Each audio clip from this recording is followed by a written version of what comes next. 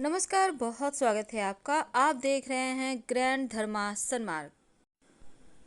कार्तिक के महीने में सोमवार के दिन भगवान शिव का व्रत और पूजा करने से जीवन की समस्त मनोकामनाएं पूर्ण होती है।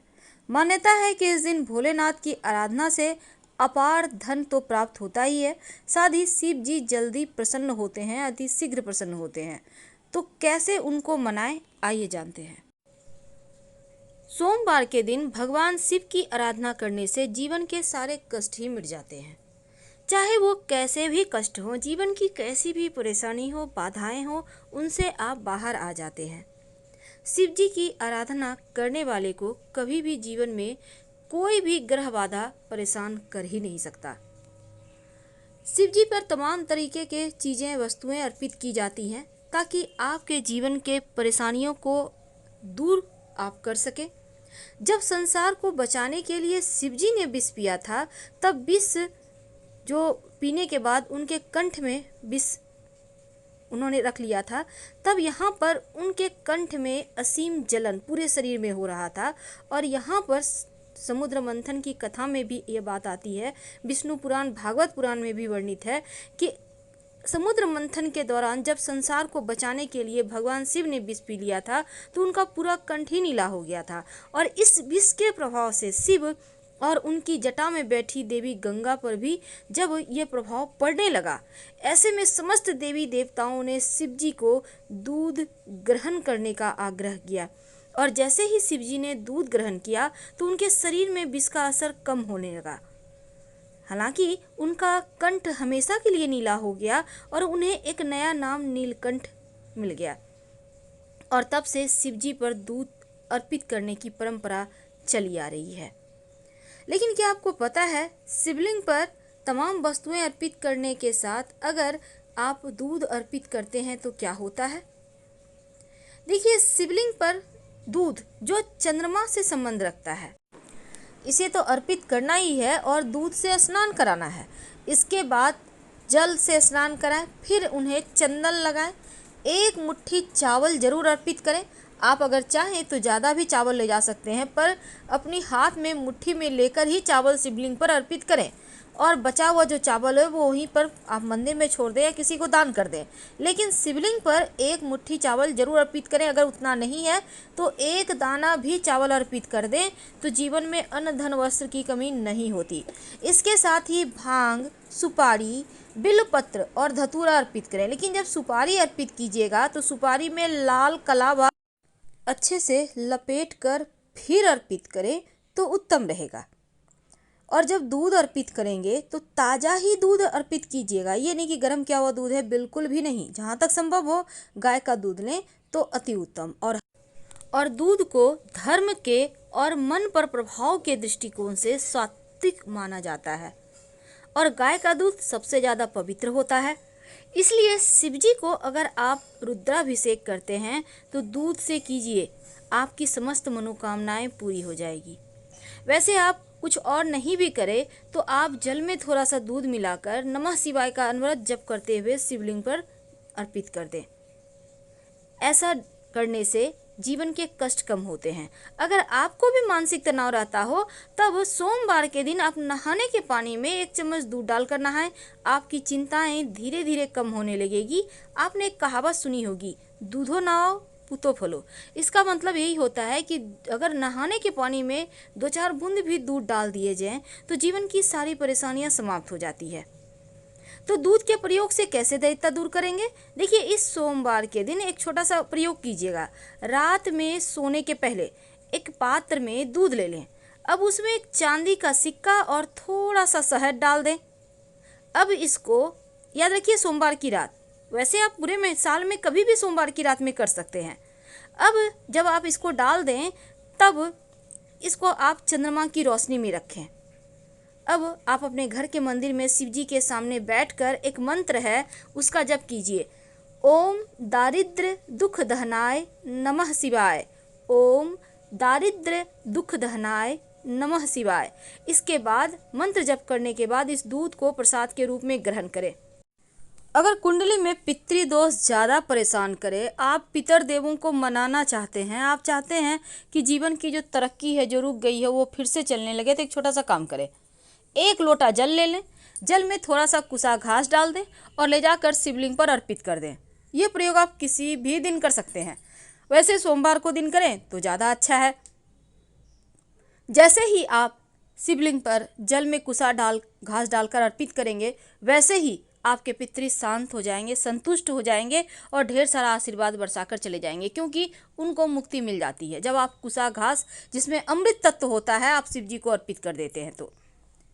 और अगर ज़्यादा कष्ट हो, शारीरिक कष्ट, स्वास्थ्य में कष्ट, तब एक कटोरी में दूध ले लें, उसमें काला तिल डाल दें, थोड़ा सा जौ डाल दें और ले जाकर किसी भी पीपल के पेड़ के नीचे रख दें। पितृ शांत हो जाएंगे, संतुष्ट हो जाएंगे। करके देखें, स्वास्थ्य की समस्या दूर हो जाएगी। अगर आप कर्जों से परेशान हैं, जीवन में समस्याएं एक के बाद एक परेशान करें, धन की समस्या बहुत ज़्यादा है, तब एक बार बटकेश्वर महादेव के शरण में आ जाएं। कर्जों की समस्या से, धन की परेशानी से आसानी से आप बाहर निकल आएंगे। सबसे पहली बात तो बट का वृक्ष यानी बरगद का पेड़ आपके घर के आसपास है तो वहीं पर आपको जाना होगा। सोमवार के दिन ये प्रयोग करना है, लगातार 3 सोमवार करना है। 1 लोटा जल में 1 चुटकी पिसा हुआ चावल, 1 चुटकी हल्दी लेकर आप किसी भी बरगद के पेड़ के नीचे चले जाएं और वहां पर जल अर्पित करें और बटकेश्वर महादेव को प्रणाम करें। यानी जल अर्पित करना है जड़ में, लेकिन प्रणाम करना है बटकेश्वर महादेव को। इसके बाद थोड़ा सा जड़ उससे वहां पर से पेड़ से तोड़ कर ले आएं। अब इस जड़ को आप लाल धागे के सहारे बांधकर अपने पॉकेट में रख लें, पर्स में रख लें, अपने बैग में रख लें, या आप चाहें तो अपने व्यवसाय स्थल पर रख लें, आप चाहें तो गले या बाह में धारण कर सकते हैं। धन की मुश्किलें भी दूर होगी, कर्जों की समस्या से मुक्ति मिल जाएगी। आइए अब जानते हैं एक छोटा सा प्रयोग जो जीवन के सारे कष्टों को धर लेगा, दूर कर देगा। कई बार क्या होता है, शत्रु बहुत परेशान करते हैं, आप हार चुके होते हैं कि क्या करें, कैसे भगवान हम इस परेशानी से बाहर निकलें, कैसे हम तमाम बंधनों से मुक्त हो जाएं। इस मोह माया जाल में हम इस कदर फंस जाते हैं कि कभी कभी बहुत ज़्यादा उलझनें होती हैं, समझ में नहीं आता कौन अपना है कौन पराया, क्योंकि हर कोई हर किसी के साथ गेम खेल रहा होता है, लेकिन फिर भी हम उन्हीं रिश्तों को निभाना जानते हैं क्योंकि हमारी परंपरा ही ऐसी है। तो चलिए अब हम जानते हैं सिंपल तरीके से कैसे दुश्मनों से मुक्ति पाएं। देखिए, आप किसी भी सोमवार को ये उपाय कर सकते हैं। आपको चाहिए होगा 11 काली मिर्च और थोड़ा सा कच्चा दूध। तो काली मिर्च को कूट कर उसका पाउडर बना लें, कच्चा दूध में मिलाकर इसको शिवलिंग पर अर्पित कर दें। ऐसा करने से शत्रु विरोधी शांत हो जाते हैं। ये प्रयोग 3 सोमवार लगातार कीजिएगा। तो चलिए अब जानते हैं कि शिवजी पर अपनी मन्नत को पूरी करने के लिए आप क्या अर्पित करें। तो सबसे पहली बात देखिए, जब आप शिवजी पर चावल अर्पित करते हैं, यानी याद रखिएगा टूटा हुआ चावल ना हो, कर्जों से मुक्ति मिलती है।